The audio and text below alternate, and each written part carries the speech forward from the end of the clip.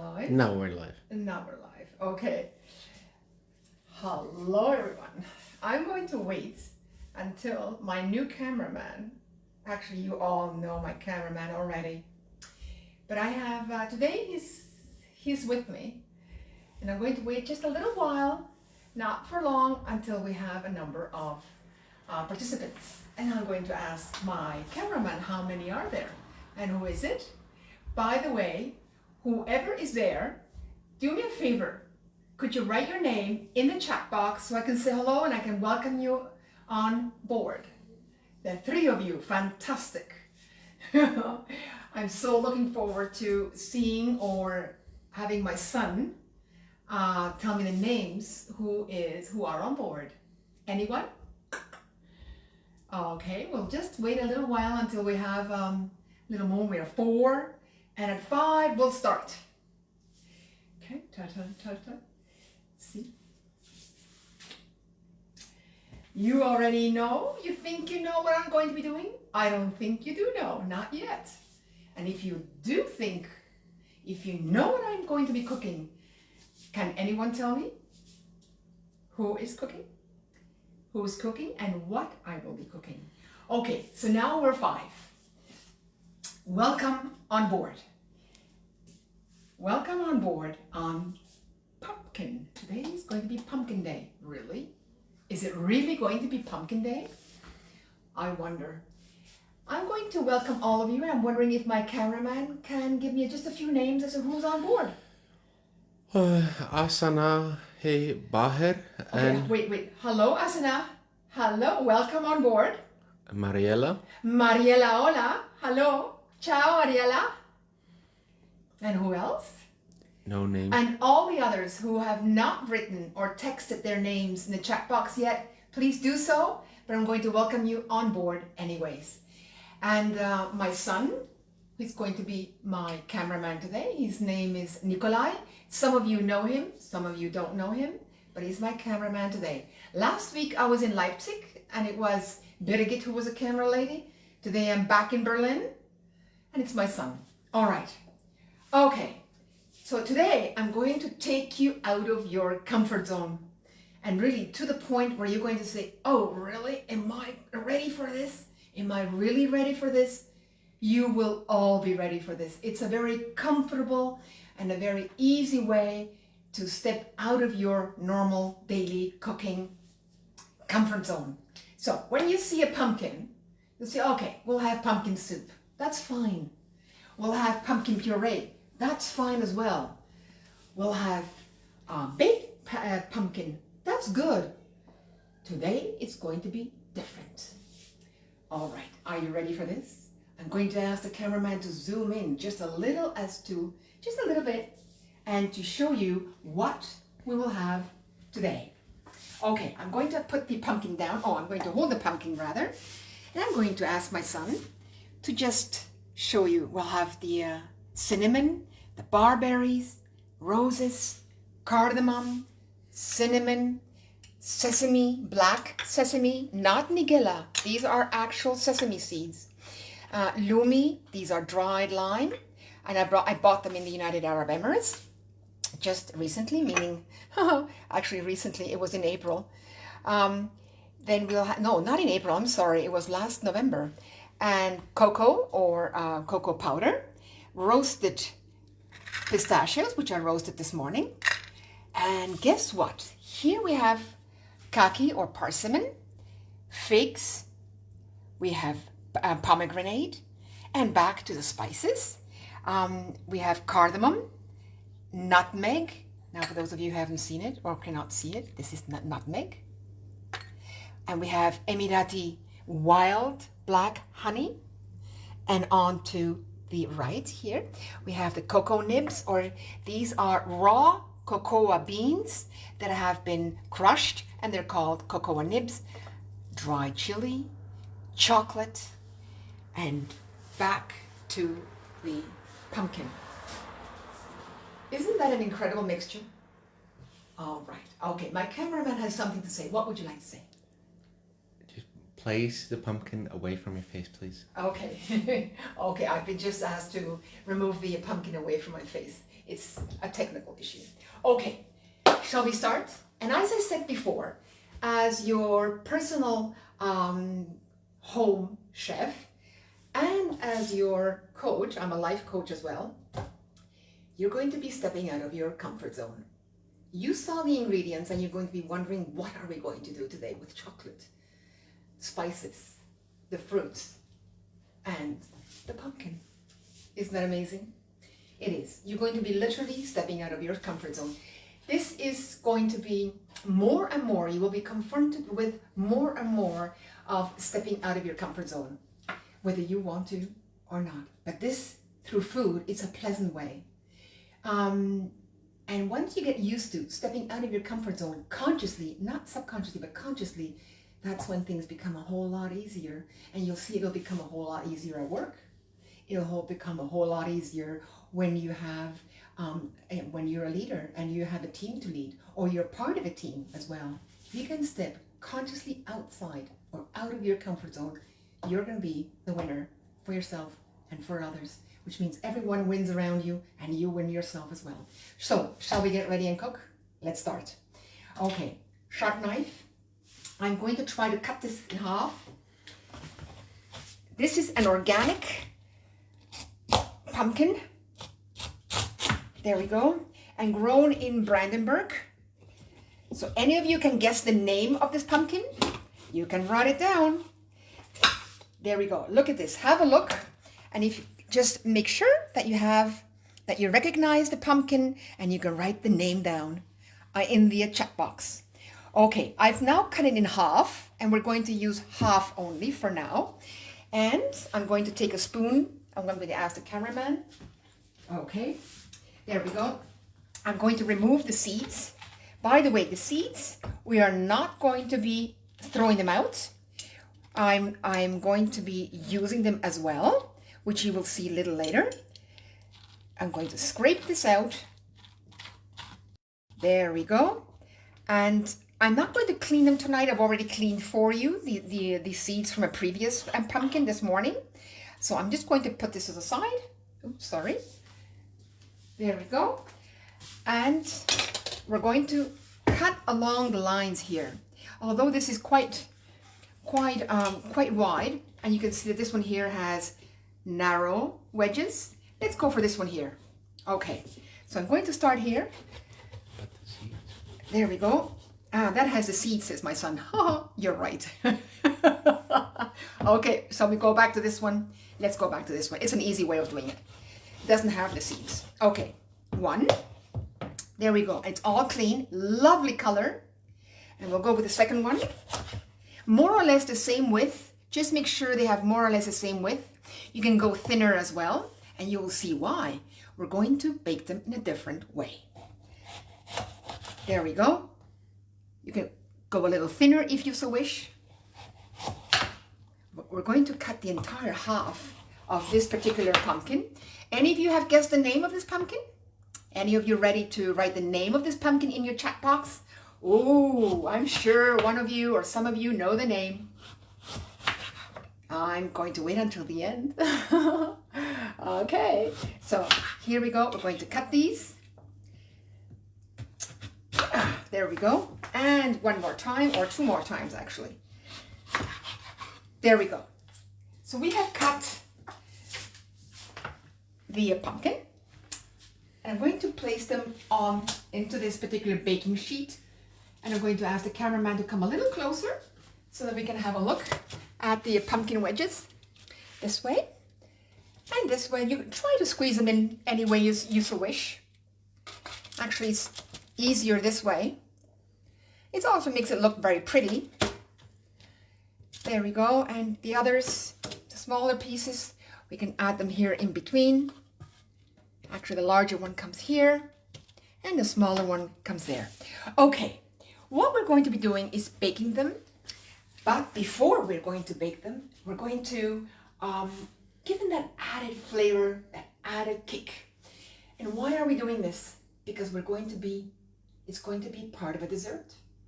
It's not going to be savory. It's going to be part of a dessert. So we have some work to do. What we're going to do is use olive oil. I know, it's very strange, but it tastes delicious. Here we go. We're going to put about 2 tablespoons. I'm just going to sprinkle the oil right on top of the pumpkin wedges. There we go. So we have about 2 tablespoons. You can go less if you wish, but not much less. Okay, so we have the oil. And what we're going to do is we're going to add cinnamon. We have, for those of you who would like to know the difference between cinnamon and cassia, I know every show I explain it, but I'm going to keep on explaining. It's very important. Okay, I'm going to ask the cameraman to come in. This is your Ceylon cinnamon. Look, it's easy, and you have lots. It's actually been rolled and rolled and rolled. This is the bark. It's the inner part of the bark. And there you go. And it's easy to break. I'm going to break it now. See, it's easy to break. That is your cassia cinnamon. I buy the organic just to make sure. Then you have your cassia, has been rolled as well, and it's the outer bark, but it's very hard. I mean, unless you happen to be very strong, I cannot break it. The only way to break it is through with a mortar and pestle. That's your cassia. When do you use cassia? Predominantly, although not only, for savory dishes and very little. It's quite strong, and if you eat too much of it, not terribly healthy for your body, but a little goes a long, long way. Then you have, this is from Sri Lanka, the cassia, and there's another cassia, which is a little wider, a little rougher looking. It's also wonderful taste, but you don't use much of it, which is predominantly used in the United Arab Emirates or in the Gulf area for savory dishes, also for some sweet dishes, but predominantly savory, and a very small amount is used. Now, this comes from India or China. They call it China or China cassia. They don't call it necessarily cassia, although according to the botanical name, yes, it is cassia. But it's still typical from, most often than not, it comes from China, so you have to ask where it comes from, and you use very little of it. Now, what is important is that you choose your Ceylon cinnamon. You either use the same one and you break it, or you pound it in the mortar and pestle until you have your desired powder, or you buy the organic cinnamon from your local store or from Amazon. As I live in a village, it's not easy for me to reach the shops or the organic shops in my area. It's about an hour and a half by train, so I order almost everything via online. Not everything from Amazon, but online. Okay, so I'm going to sprinkle now about a teaspoon on my pumpkin wedges, which means I'm actually sprinkling cinnamon, Ceylon cinnamon on each wedge, just to make sure that each wedge gets enough cinnamon. Has to taste cinnamon. Okay, the cameraman has a suggestion. Gumar Salem says, hi, Alexandra. Oh, hallo. Wie geht es? Hallo, danke, dass du auch dabei bist. Actually, some of you speak German, and welcome everyone on board. So we have now added olive oil. You can choose any oil of your choice. Make sure it's organic. It's important. This is all part of our living. If we can, we can get organic. If we cannot get organic, it's fine as well. Just do your best to get clean food, as clean as possible. It's not 100%. Nothing is 100% anymore. But let's try our best. Okay, we have our cinnamon on top. Wonderful. So we've already edged slightly outside of our comfort zone, which means we're going to be eating something sweet when we added olive oil. And it's quite pungent, it's quite strong. It's a strong olive oil and cinnamon. What else comes on top? Let's go. We're going to be adding sesame, black sesame seeds. This is not nigella. These are actual sesame, but they're black. Okay, cameraman, there we go. Nadia says hi from Canada. Oh, hello, Nadia. How are you? Oh, so nice. She's from Montreal West. In fact, for those of you who don't know, I'm Canadian, and my home, one of my homes, I have my mother living there in Montreal West, on the island of Montreal. Hi, Nadia. Welcome on board. I'm glad that you're on board. That's awesome. Okay, so there we go. We're going to sprinkle just a little bit of the black sesame seeds just on top of the wedges. There we go. And these are all spices or I'm sorry, the black sesame seed is still from Abu Dhabi, also from an organic store. And now, last but not least, I'm going to add the Emirati honey, which is wild honey from black bees. There are about a half an inch in length. So the bees are about this length. They're very thin, quite aggressive, I must admit. And this honey is quite pungent. Now, for those of you who don't know where to get this honey, if you happen to be in the United Arab Emirates, it's a trip to Fujairah, northeast of the United Arab Emirates. In my book, Culinary Magic of the Emirates, there is a story about the honey and the lady. And for those of you who want to know how to reach her, you can simply message me and then I'll let you know. Lovely. This particular jar here is anywhere between 40 to 50 euros. Not cheap, but you don't use very much of it. I don't recommend it necessarily to use it on bread. This is for flavor enhancing. Absolutely lovely. Okay, so let's go. Tonight we're going to enjoy, you just sprinkle a little bit of the honey. There we go. See, that's how it is. It's very strong, very, very tasty. And in which direction are we going? It tastes a little bit of wood, but it's a beautiful taste. In fact, actually, wood I shouldn't say, but it does taste of quality wood. If you ever chewed on wood, although I did not chew on wood, but I can smell it. It tastes of honey, strong honey, and obviously wild herbs, as well as from the forest area in Fujairah. This particular honey is from that area. So it tastes of herbs, pine tree, and the other trees, and it also tastes a little like a mushroom. It's a very strong mushroom. So there we go. We have now made sure that our wedges, our pumpkin wedges, are with a lot of flavor and some sweetness. Yes, I have another question coming up. Hello from Linda Zaal. Hello, Linda. Welcome on board. Thank you. You're awesome. Thank you for all your support, all of you.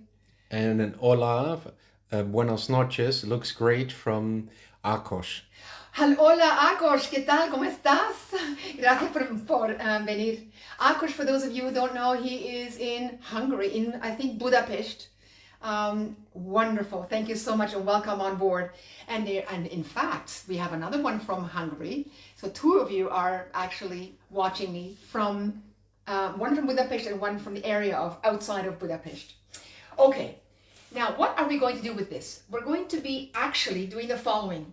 Under normal circumstances, I would have washed the seeds and placed the seeds here on top and sprinkled them with the same ingredients and spices that I have actually covered the wedges with. And I will place, but however, I've already prepared them for you ahead of time. It takes some time to wash them, to clean them, to dry them. So what I've done, I've prepared them for you. I'm going to place this into the oven and we'll continue with our recipe.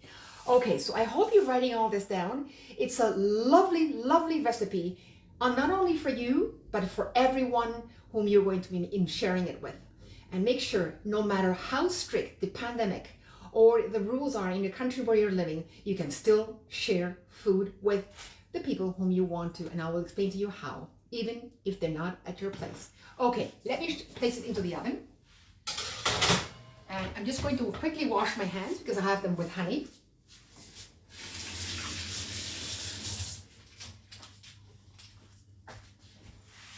I'm almost back. I'm just going to dry my hands. There we go. All right. Okay. I'm back.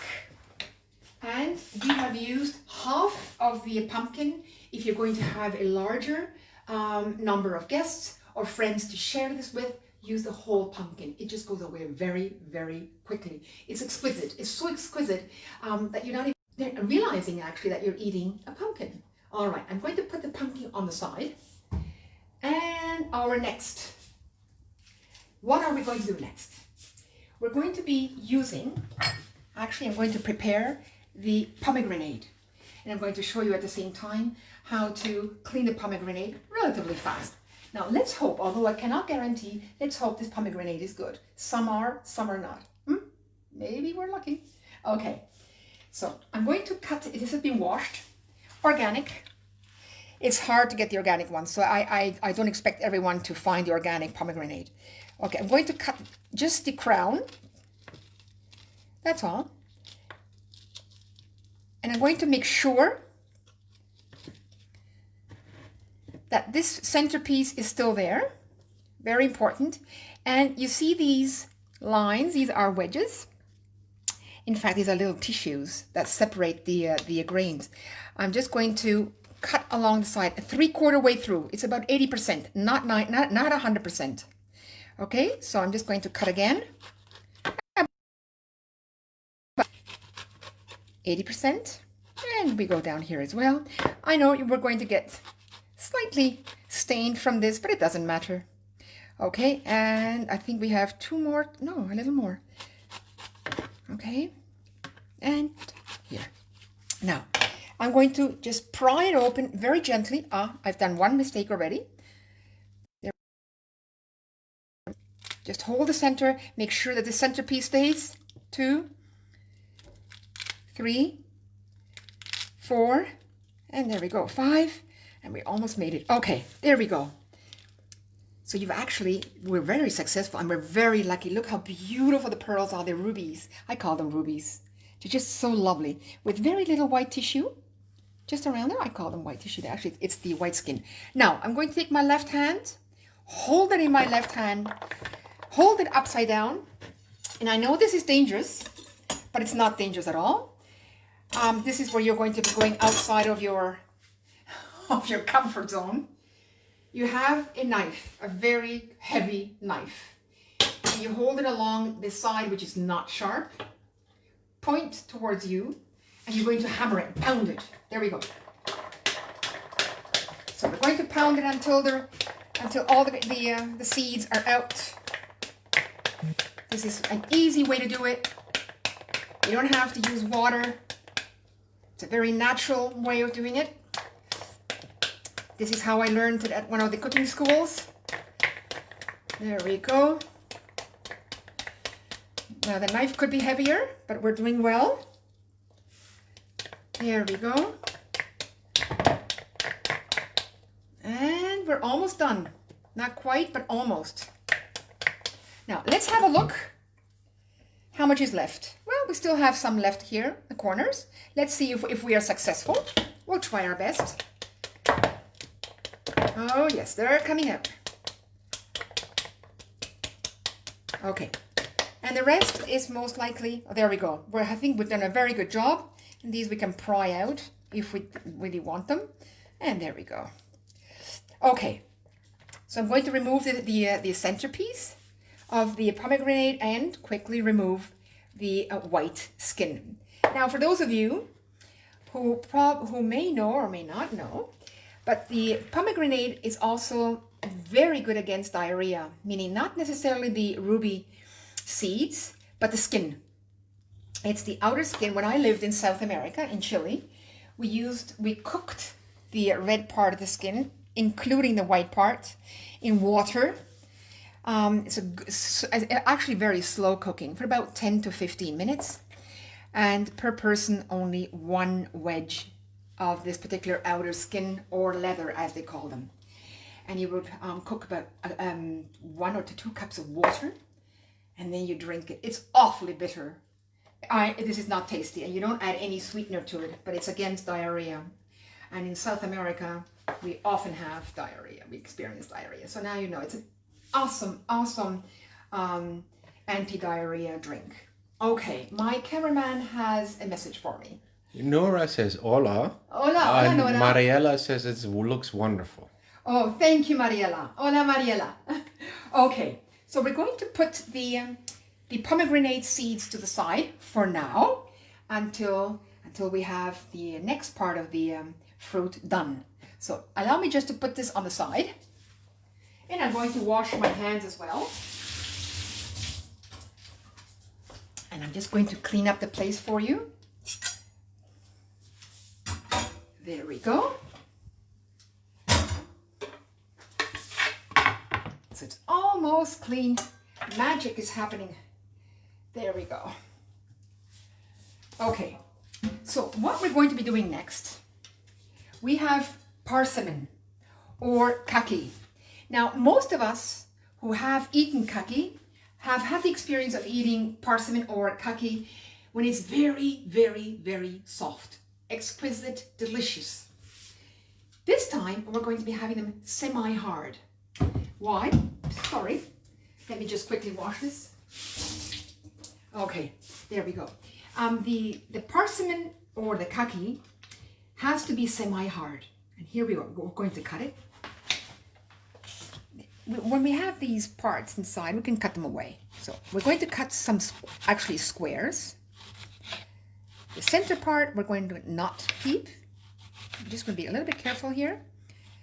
There we go. I'm going to put this away. And we're going to cut them into squares. Do your best. Sometimes we can't cut them into squares, but just do your best. And this is going to be part of the dessert as well. It's one of these exotic desserts, all coming, every ingredient and every fruit is typically eaten in the Middle East or parts of the Middle East and in the Gulf area. So here, and you're keeping the skin as well. Now, for those of you who don't like the skin, yes, you can peel it. But when you're buying organic fruit, try to keep the skin. It's also healthy. There we go. And we're going to cut a second one. There, okay. And this is wonderful. We can cut them thicker. I'm going to show them to you as well. You can cut them thicker.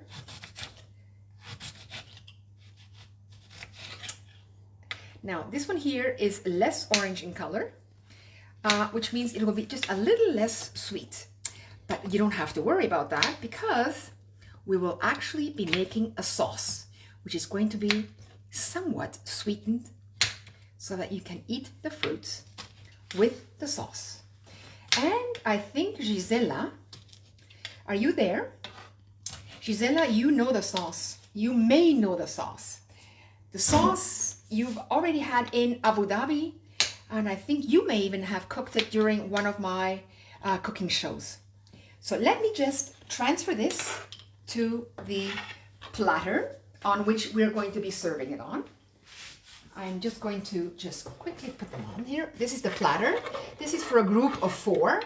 For now, I'm just going to put it just as is, just to make it pretty. There we go. Try to have the triangle going. It always helps. It's visually, pleasing and balancing. You don't have to do the triangle. You can do any shape you wish. For now, just for today, I have a triangle. Okay. Then what we're going to use the figs. These figs, they come from Turkey. We're going to cut these. They're lovely. A lot of white. It's not the season any longer. There shouldn't be that much white, but these were the best ones that I was able to get. So let's cut them into wedges. There we go. 1, 2, 3. There, and in half. There we go. Isn't this lovely? Lovely fig. This part is my favorite part. However, if and very soft and the skin is soft as well, oh, you can eat everything. Just exquisite. There we go. What we're going to do again, I'm just going to ask my cameraman to follow me. I'm going to take this to the platter. And we can decorate it any way we wish, especially with the color going upwards. We have the orange, we have the red, we have the black color, or the actually dark purple. And it's quite beautiful. And if you try to balance it out a little bit here, once you're consciously, in other words, according to your intuition, and plate it always differently than what you're used to. Never rely on what you're used to. This, again, will help you to become conscious of the fact that we're stepping out of our comfort zone. Okay, having said that, the cameraman has another question for me. No, a comment from Oliver. Figs from Turkey. That's how they were in September. Oh, Oliver, hello. How are you? Welcome. And thank you for being on board. Thank you so much. I think, Oliver, you're in Britain. if I'm not mistaken now. Welcome. Yeah. And then from GMA's Gisela. Yes. It is one with the ginger, question mark? Gisela, no, it's the one without the ginger and lots of chocolate. Do you remember the sicini sauce? Similar to that. And Maria Caterina just joined the live stream. Oliver answers the questions with yes, and Autumn here. Yeah. And sorry, and who just came on board? Maria Caterina. Oh, Maria Caterina, hola. I don't know if you are from Italy or from Spain. Maria Caterina, ciao if you're from Italy, and if you're from Spain, hola. Welcome on board, everyone who just came on board. I'm just going to quickly say that we are actually in the process of preparing a lovely dessert for 4 people, and especially a dessert based on ingredients, fruits and vegetable that is available in the Gulf area, in the Middle East. And the spices are all from the Middle East, some from India, obviously. And it's the type of dessert that is daring, slightly courageous. Some courage is demanded here in this particular case. For those of you who are used to eating the same thing, or who have a routine running with regards to desserts, no, not tonight. And from now on, all of you are going to be asked to go and step out of your comfort zone. Absolutely easy. It's easy steps through food. Isn't that wonderful? Okay, so for those of you who just came on board, we're in the process of making a lovely dessert with exotic fruits and a vegetable mixed together. And again, for those of you who are new on board, I'm Canadian from East European parents, Hungarian my mother, and Baltic German my father. Raised in Chile, I was born there, went to the German dual school, Spanish school, and then we immigrated to Canada. And from there I met my husband in Canada, and we've been actually traveling for the last 30 years on behalf of his job, being posted from country to country. And the countries were predominantly high risk, not the highest, but high risk countries. One of them was Yemen. So next time, perhaps we'll have from Yemen.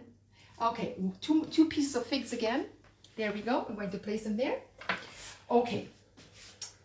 Yes, I have another question. Okay. Cristina Retta just joined the live stream. Oh, hello, Cristina. Hola, ¿qué tal? Mucho gusto. Cristina, you have someone who speaks Spanish as well. He's in Hungary. His name is Akos. Why don't you two connect with each other? You two are fantastic. Lots of fun, you two. Okay, so welcome on board, Maria Cristina. Hola. Now comes the sauce. What are we going to do?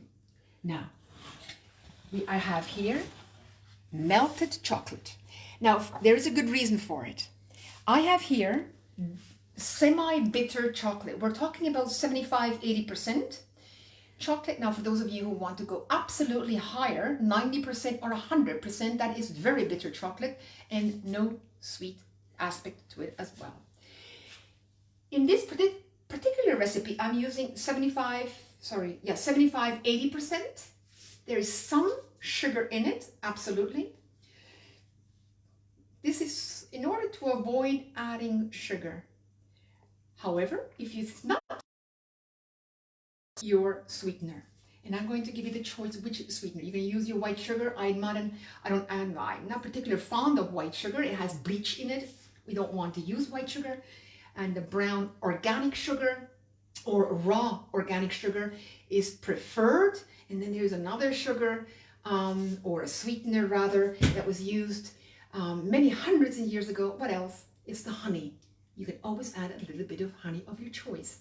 Or if you're not into eating sugar or consuming any sugar whatsoever, then you can go for the erythrit, which is fermented grape or fermented maize or corn in the United States and Canada. Some parts of Germany, predominantly corn, based on fermented corn. I don't suggest it. All of our corn is already genetically modified. Organic or not, I don't suggest it any longer. If you want to use erythrit, which is what I normally use, it's the fermented grape absolutely wonderful. You use a little less of it, although the strength of it is only 70% next to the white sugar. So it's 30% less sweet than your conventional sugar, but it's still sweet. It's still sweet, so I use a whole lot. But it's wonderful. It's not absorbed by the body. The erythrit sugar is not absorbed, and that's something you have to remember. All right. So for those of you who want to know how many grams of chocolate did I melt here, I have 200 grams of chocolate which I melted in a bain-marie, which is a pot with water. It should never touch my pot with chocolate, otherwise it will scorch. I don't want my chocolate to burn or scorch, so the water is not touching my bowl with the chocolate. It's all melted. I have 200 grams, and we're going to make the sauce. Now, the sauce needs flavor. It needs some pungent to it. We are eating a very exotic dessert, so we need also exotic flavors in the chocolate. So here we go. I think, Gisela, can you guess what I'm going to be adding? Gisela, I'm sure. Now, for those of you who want to make the sauce, you can either, if you're vegan, you can use the coconut milk in English here. Coconut milk. Try to buy the coconut milk from Tetra Pak and not from cans, unless you have no choice. I'm going to be using about 1 cup. Let me just reach out. Here's 1 cup, which is equal to 250 ml. So 1 cup. It's coconut cream. I mean, it's almost equal to a cream, although it's not cream. This is coconut milk, but very, very close to being a cream. Here we go. We're going to pour in it. Enough? Oh, yes. Oh, yes. There we go. I'm going to mix it first before I do anything else, before I add anything else. Now, for those of you who do not like coconut cream or coconut milk, why don't you just use the regular cream, either half-half or the 35 or 40% cream. Or you can also use almond milk. Just make sure that when you make your own almond milk, add double the amount of almonds, which it will turn out to be almond cream, and that is exquisite. And you're still within the boundaries of using ingredients coming from the Gulf area or from the Middle East. There we go, and we're going to mix until this has a glossy shine to it. Now, as you can see, the chocolate sauce is becoming thicker. Almost too thick. Almost too thick. Now, we're going to liquefy this just ever so slightly. And we're going to do it with water. And for those of you who do not want to use water, you may want to use Grand Marnier, for those of you who are who appreciate alcohol. Grand Marnier or Cointreau, which is an orange liqueur. I wouldn't go too far into coffee. You can use chocolate liqueur. It may just turn this into a very, very chocolatey sauce. So I would stay with a lemon direction or slightly orange. Orange is always the preferred flavor. So let me just take a little bit of water. 1 minute. Now we're going to be using filtered water, just a little bit. This is perhaps 2 tablespoons. And let me just mix it again, and let's see if the consistency has changed. Yes, it's actually relaxed now. The chocolate is becoming a little more liquidy. And it's still heating up. I'm just going to put the heat up a little bit. There we go. Okay, so there we go. We're going to make it just a little more liquidy. Another 2 tablespoons. So we have 4 tablespoons of water or 4 tablespoons of your preferred liqueur, either Grand Marnier or any other liqueur, Cointreau if that's what you wish, or any lemon, Pousse Café, which is another liqueur. There we go. Okay, so you can see this is the consistency. You can make it a little more liquidy if you so wish. You don't have to. The fruits will be combined with the chocolate sauce. There we go. And now we're going directly into the Middle East flavors. There we go, the spices. Okay, which of the spices? We have cinnamon. We're going to be using the cinnamon. And we're going to be using the saffron. The saffron can be added, just a pinch of it. And this is lovely. I use a very large pinch. These are 2 pinches. It's not cheap. We're going to put it as is into our chocolate mixture. And we're going to be adding at least a half a teaspoon of cinnamon. I'm going to go for a little more. I'm going to go for 1 teaspoon. We love cinnamon. Okay, and what's important is also cardamom. Now cardamom, this is how cardamom looks like whole with the shell. And without the shell, when you're buying the powder, just don't be fooled. In fact, they're ground, the shell and the seeds are ground to sell you the powder. What I do, I know this sounds a little crazy, but I make my own, I ground my own cardamom. But what I do, I remove the seeds. And the shell I use as well for my rice, but not when I want my powder. There we go. So here we go. I'm going to tip this over and show it to you on my hand. They look like mice pellets. There we go. This is the pure form of organic cardamom. And then you can pound them or grind them if you have a lot. I usually pound them. Quite a bit of it. This is not enough, but you can see that it's very easily how you or grind them. Actually, it's pounded with my mortar and pestle. And the fragrance is the best when they're freshly pounded or ground. Just wonderful. In the olden times, and we're talking about 50 years ago, cardamom was used as a lung dilator. It smells very much like, for those of you who know, eucalyptus. It's not the same, but very similar. It is a lung dilator. But they used to have a lot more cardamom, and it wasn't as expensive. Today, cardamom is becoming equally or very close to the price of gold. So we're not going to be using it as a lung dilator any longer. Okay, so we're going to be adding just a half a teaspoon of cardamom powder. And we're going to be using, oh yes, we're going to be using the nutmeg. I'm going to just ask the cameraman to give me the, yes, the grater, thank you. Okay, the microplane. So we're going to be using the nutmeg, and here we go, just a second, there. We're going to be using about 1/6 of a nutmeg. There we go. And that's absolutely enough. There we go. And what else do we want to use? Okay, here is your choice. And again, I'm going to ask you to go outside and leave your comfort zone. Are you into very spicy chocolate? How about that? Okay, we are going to make it slightly spicy. I'm going to break the hot pepper, which is one of the hottest peppers. And we have the seeds inside. And I'm going to be using the seeds. I'm not going to be using many. I'm just going to use just a small amount. Okay, that's about the amount that we have here. And we have a little more here, I hope. So there we go, and enough. I don't think my family is going to be appreciate this. I may be the only one left to eat this. Okay, can you see how much? I have perhaps 1/3 of a teaspoon.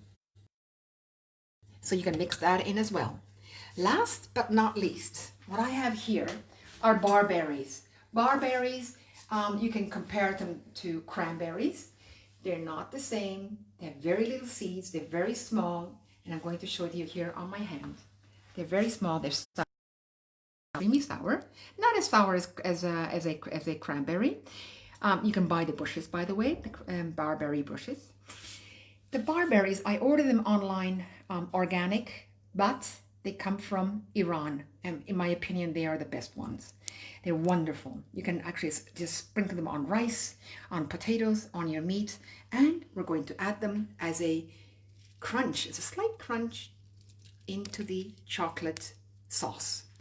Under normal circumstances, in other words, if I were not to be preparing this particular dessert, but for ice cream, I would add raspberry instead of barberries. So let's mix this. And it's still warm enough that we can mix this, and it's liquid enough. There There we go. So we're going to mix this properly here.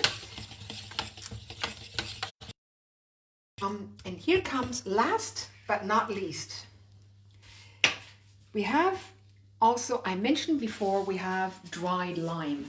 A dried lime or lumi in the Gulf area. This is how it's called, lumi. I'm going to try to break it. If I cannot break it by hand, I'm going to use the mortar and pestle. Dried lime changes its flavor from its original lime or fresh lime flavor. I'm going to pound it now. It'll be a bit loud.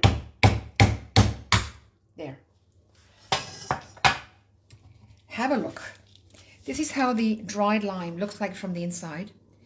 I would use some of these black parts, which used to be the fresh part of the lime. But when you smell it, they smell wonderful, but you have to realize that they actually smell of antibiotic. I'm going to smell it. It's a lemony antibiotic. It's the only way how I can actually describe it. If you like the smell of lumi or dried lime, you can add a few of these black wedges into it, which is what I'm going to do now. Just a few, not too many. And if you're going to be courageous, why don't you try it? Here we go. It's about 1/10 of a lumi. I just used 2 of these sections. That's all, no more. So now I'm going to mix it. And what you will do when you make your own sauce, leave it to stand on a heater, on your hot plate, on low fire for at least 10 to 15 minutes, very, very low, so that the flavors will infuse. Okay, then we have our last part. If you want it to taste a little more chocolatey, but you don't want to add any more chocolate, or you don't want to use any chocolate at all, you can use either raw organic cocoa powder or your regular dry alkaline cocoa. I'm going to add some cocoa powder just so that you can see. If you are not going to be using chocolate but only cocoa powder, then you'll have to add more liquid, which means more of the cream, any cream. In this case, it could be milk cream, 35% or 40%, or you use more of your coconut milk or coconut cream. And you can obtain the coconut cream by placing the tin can into the refrigerator overnight. You open it and remove the liquid, which is the water, and you keep the cream. Just make sure that you use more of it. Okay, so now we have mixed it. This is wonderful. Now let me just smell it just to make sure. Okay, it's just lovely. What I can actually smell through is the cinnamon, the cardamom. I'm still missing the saffron, but that will come once it's been on the hot plate for about 10-15 minutes. Okay, I have a question, which is coming from Linda. Is it possible to add fresh roasted crushed nuts? Absolutely. You can add any nut of your choice. Make sure that your nuts are not very large in pieces. In other words, what I'm going to be doing here, I'm going to just show you. You can add the nuts, which are pistachios. These are the pistachios, roasted pistachios, in this particular size. There we go. You can crush them smaller, or if you have the large size, then you can crush them in your mortar and pestle. Absolutely any nut of your choice, as long as you have roasted them. And there is a good reason for it. When you actually place them in without having roasted, the flavor will not be coming to the surface. They have to be roasted. And if you're really into having more flavor, then you can roast them with a little bit of sugar and you will have caramelized nuts. You can just put them in, it's just lovely. Okay, so I'm going to crush them just for you, Linda, so that you can see. There we go. This is how I would do it. But Linda, you can do it any way you wish. If you want them larger or if you want them smaller. So I'm going to put it right inside. There we go. And if you have, which I could not find, if you have organic orange, sorry? Zest. You can use the orange zest. Yes, thank you, cameraman. Thank you, Nikolai. You can use the organic orange zest, which you can just drop into the chocolate sauce. Okay, we are ready now to pour the sauce into our recipient and slowly decorate our plates. Okay, now I'm going to ask the cameraman to go just a little bit towards my big plate here. Okay, let's hope this is not too hot. Okay, I'm just going to make more space.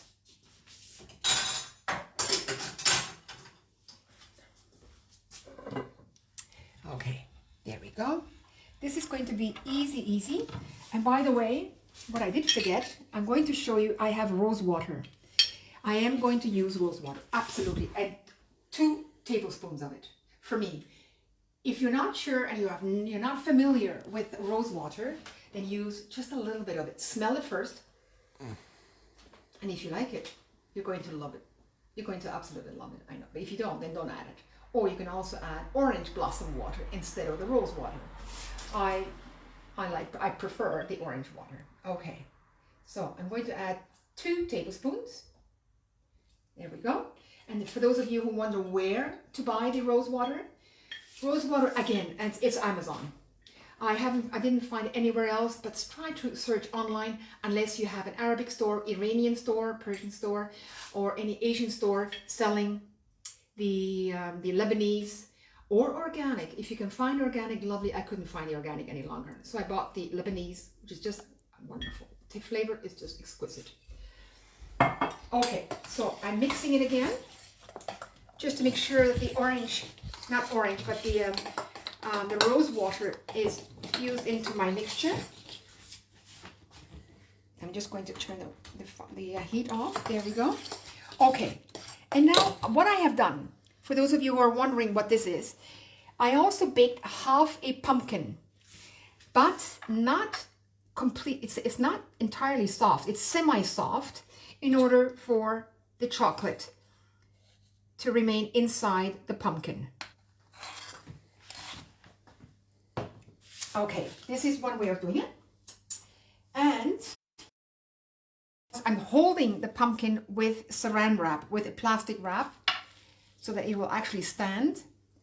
And I'm going to now I'm going to show you the pumpkin wedges, which were baked. Have a look. This is how they look like. I'm going to pick one up and you're going to see it's quite soft. Quite malleable, so that anyone can cut into it, or just take the whole wedge, or take part of the wedge, or the slice. You can also actually curve them as well. There we go. You can decorate it any way you so wish. It's up to you, and there's a lot of orange here. There we go. And one at the back. They look like horseshoes. And the whole idea is for 4 people to enjoy this. 4 or more. And I know you're going to say there's not enough chocolate, and you're so right. We're going to have more chocolate in a minute here. And what I have also done, I have roasted the seeds, the pumpkin seeds. Have any of you been able to guess the name of my pumpkin? Oh, here we go. With the same spices that I've actually sprinkled on my pumpkin. So here we go. You can sprinkle some on this, or just on the side. This is such an exquisite. Here we go. There. And we're going to also add the pomegranate. My spoon. Okay. The pomegranate we'll just add just as a highlight right on top. This is in order to highlight and for the orange to no longer be completely domineering here. These are our pearls, rubies actually, rubies.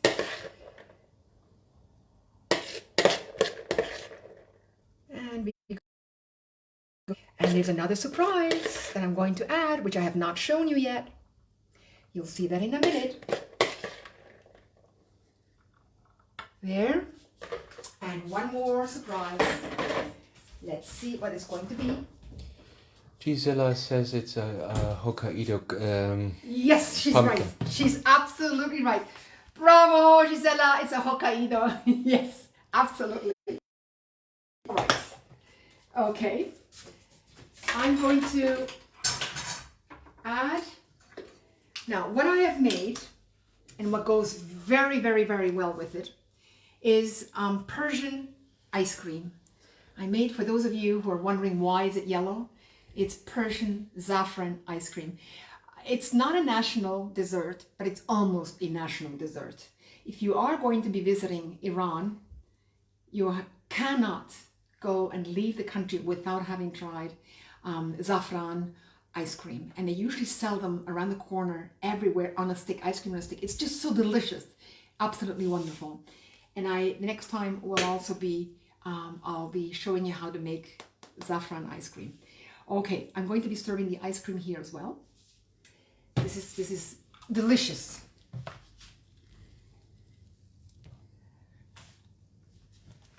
One. Perfect consistency. Okay, I'm going to use one of these forks. There. And we'll have another one.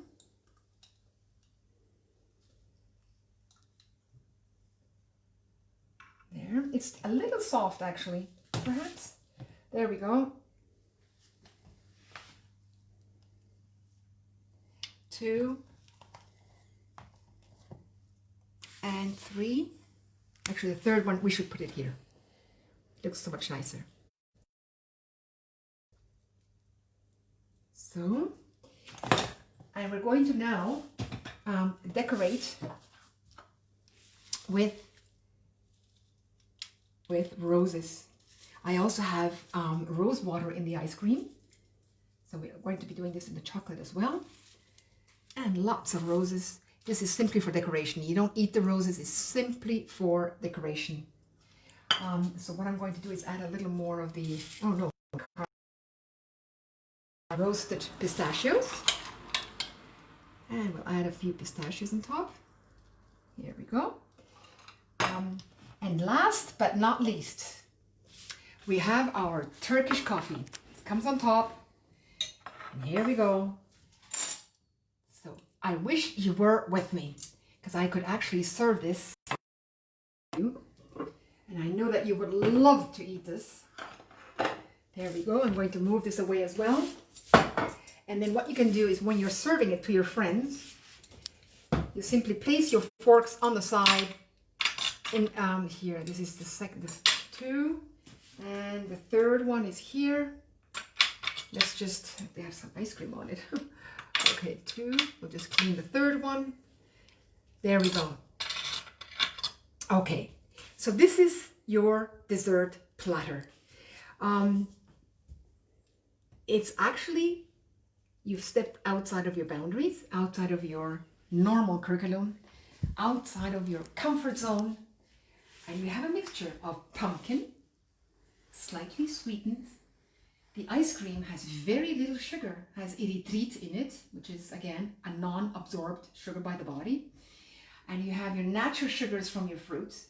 Your persimmon is not very sweet because it's not in its mature stage. It's just prior to that, so it's slightly abrasive on the tongue, just ever so slightly. Perfect, by the way. And your figs are sweet. Your pumpkin is semi-sweet because of the honey and because of its natural sweetness. And then we have our coffee. So let me just show you how would we go about doing this.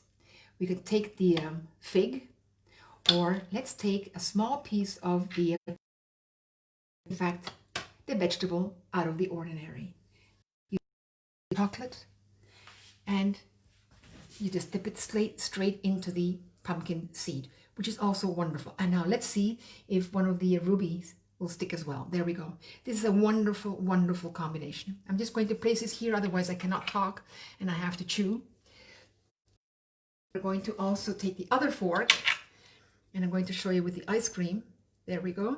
And you dip it into the chocolate and look at this. Isn't this lovely?